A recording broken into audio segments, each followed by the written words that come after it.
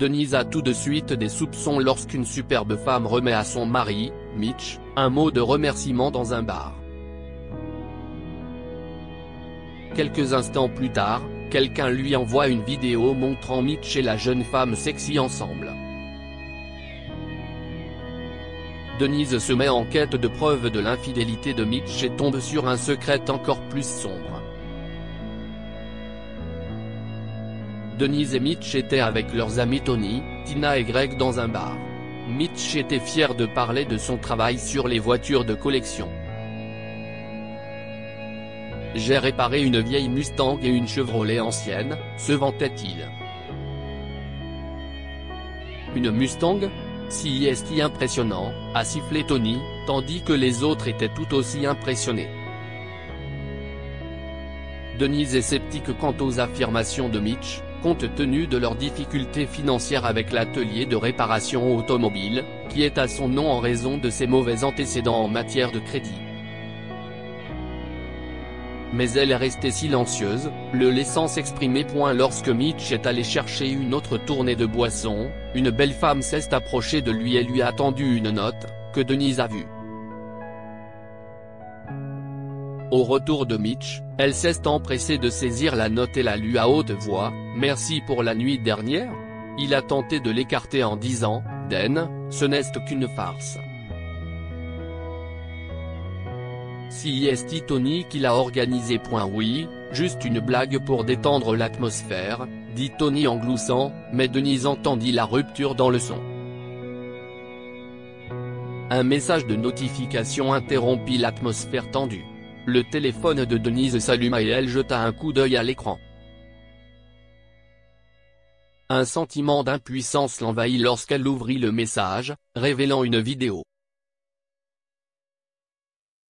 Elle se déroulait comme un cauchemar, Mitch et la femme sexy dans son atelier de réparation automobile, une rencontre intime illuminée par la faible lumière.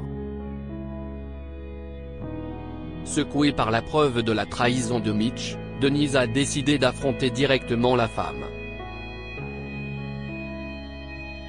Malgré ses protestations, elle est sortie du bar et s'est rendue sur le parking, où la femme semblait s'enfuir. « Hé, reviens ici !» cria Denise en la poursuivant. La femme s'est rapidement enfuie dans sa voiture, laissant Denise tousser à cause de la fumée qu'elle avait laissée derrière elle. Le lendemain, elle a décidé d'enquêter sur les finances de Mitch pour trouver des signes d'infidélité, espérant trouver des preuves de cadeaux ou de dîners coûteux. Elle a allumé son vieil ordinateur portable, qui contenait encore tous ses mots de passe enregistrés, et a commencé sa recherche. En moins de 15 minutes, Denise a découvert quelque chose de bien plus alarmant qu'une liaison. Des photographies, des factures de pièces détachées et des cartes grises avec des numéros d'identification correspondants étaient visibles dans ces dossiers. Contrairement à son mari, elle n'était pas dupe. Il ne s'agissait pas d'acquisition légale. Il révélait l'implication de Mitch dans des activités criminelles. Elle aurait presque préféré qu'il soit infidèle. « Hey, Denise. Qu'est ce qui t'amène ici ?» demanda Carlos, l'un des mécaniciens, lorsque Denise arriva à l'atelier automobile. Elle voulait connaître toute la vérité sur son mari. « Je cherche Mitch. Où est-il ?» demanda Denise, sa colère à peine contenue. Carlos lui indiqua l'arrière de la boutique. Elle le trouva en train de se disputer avec un homme dans la ruelle derrière le magasin. Sur un coup de tête, elle a secrètement enregistré leur conversation, capturant la frustration visible de Mitch. « Je ne peux pas utiliser des pièces qui sont déjà cassées. Au moins, donne-moi quelque chose avec lequel je peux travailler, » plaida Mitch, la voix pleine de désespoir et de défi. Mais l'homme avec lequel il discutait s'est mis en colère et a brandi un vilebrequin de manière menaçante. « Tu as de la chance qu'on te donne ça, grogna-t-il. Mitch protesta contre la qualité des pièces. Regarde ce couvre-culasse. On dirait qu'il a été arraché avec un pied de biche. L'homme a rétorqué, imperturbable, si est-il à prendre ou à laisser, Mitch. Tu nous le dois. Il a jeté le vilebrequin par terre et est parti. Une fois l'homme parti, Mitch aperçut enfin Denise. Qu'est ce que tu fais ici? Grogna-t-il. Je voulais juste parler, balbutia Denise, essayant de s'éloigner alors qu'il rôdait dans sa direction. Mais Mitch a été trop rapide et l'a coincé contre une voiture, exigeant de savoir ce qu'elle a vu. Elle a nié avoir vu quoi que ce soit de significatif, à l'exception de la fin de la conversation entre lui et cet inconnu. Mais Mitch ne semblait pas la croire. Ferme ta gueule, ou il y aura des conséquences que tu ne peux même pas imaginer, ricana-t-il. Je ne veux pas être mêlé à ça, Mitch, plaida Denise en le repoussant et en s'enfuyant loin de lui. De retour dans le garage, Denise a menti à Carlos en disant qu'elle allait bien avant de partir précipitamment. Submergée par la peur et la colère, elle s'est effondrée dans sa voiture, repensant à ses erreurs passées avec Mitch. Soudain, la portière de la voiture s'est ouverte et une mystérieuse femme armée est montée à bord. Roulez maintenant. Avancez, marmonna-t-elle froidement. Avec un petit souffle, Denise réalisa qu'il s'agissait de la femme sexy du bar, mais ses mains tremblaient encore sur le volant alors qu'elle reculait et prenait la route. Quelques secondes plus tard, elle demanda à sa ravisseuse, « Que voulez-vous de moi ?» La femme dirigea Denise vers un parking isolé et révéla qu'elle était un agent secret. « Je suis l'agent spécial Garcia. J'ai besoin de votre aide pour faire tomber les criminels de l'atelier de réparation automobile de votre mari, a-t-elle expliqué en montrant son badge. Comment puis-je savoir que vous êtes un vrai agent ? Demanda Denise en regardant le badge comme si elle savait comment détecter s'il était faux. J'ai surveillé l'atelier de Mitch, et vous êtes tombé sur quelque chose d'important aujourd'hui, a répondu Garcia.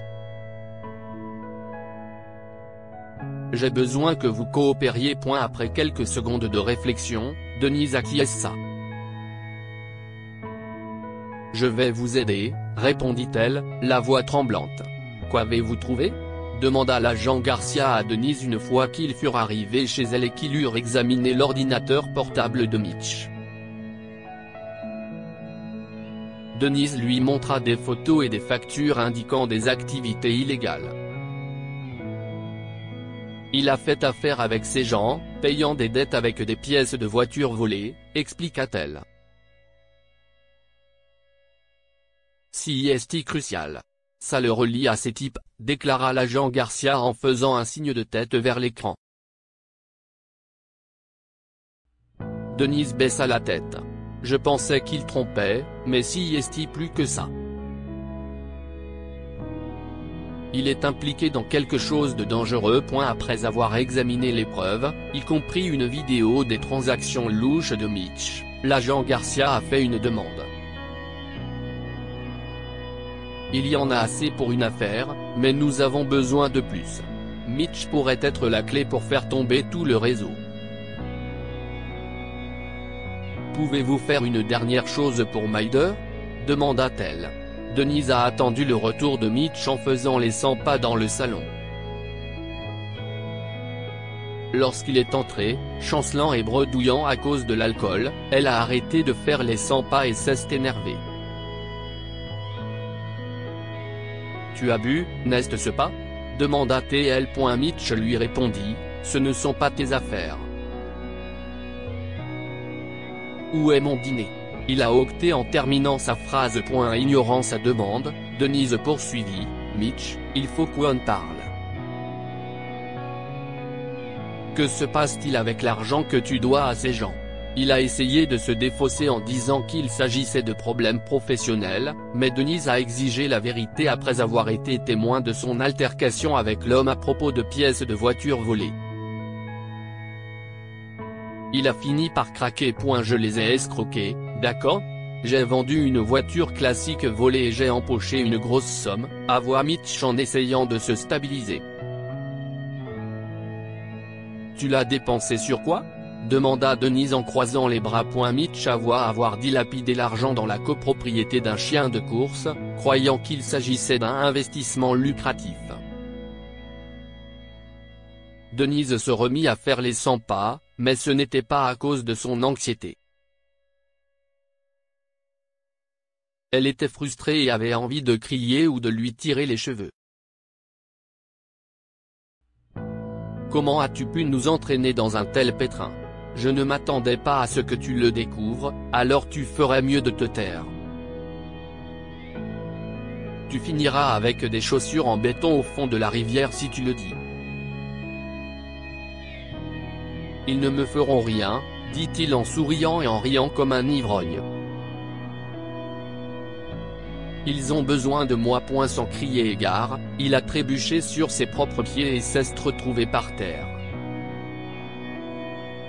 Ce fut la goutte d'eau qui fit déborder le vase. Denise pensait que Mitch aurait peur pour eux deux, mais ce n'était pas le cas. Il se fichait qu'elle soit blessée à cause de ses actes. Elle le dépassa, ignorant son « reviens ici et aide-moi ». Elle l'a senti se lever, mais Denise a ouvert la porte d'entrée et l'agent Garcia était là, prête à tout.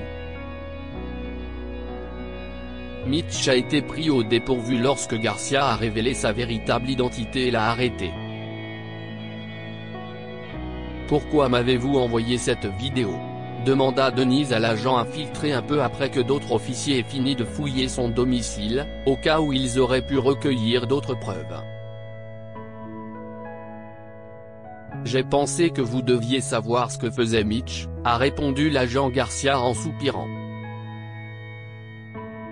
Je voulais m'assurer que vous ne seriez pas blâmé pour ces crimes puisque le magasin est à votre nom. J'aurais pu avoir des ennuis pour les actions de Mitch ?» réagit Denise. « Si est compliqué, mais maintenant que nous connaissons tous les détails, vous ne devriez pas vous inquiéter. Vous êtes lavé de tout soupçon », la rassura l'agent. Forte de cette assurance, Denise décida de prendre un nouveau départ. Elle a pris la direction de l'atelier de réparation automobile, déterminée à le gérer honnêtement. Le lendemain, Carlos l'a accueillie avec un sourire lorsqu'elle est entrée dans l'atelier, mais il a légèrement froncé les sourcils devant son expression déterminée. « Denise, tout va bien ?» demanda-t-il. Denise confirma fermement son nouveau rôle, « Mitch n'est plus là.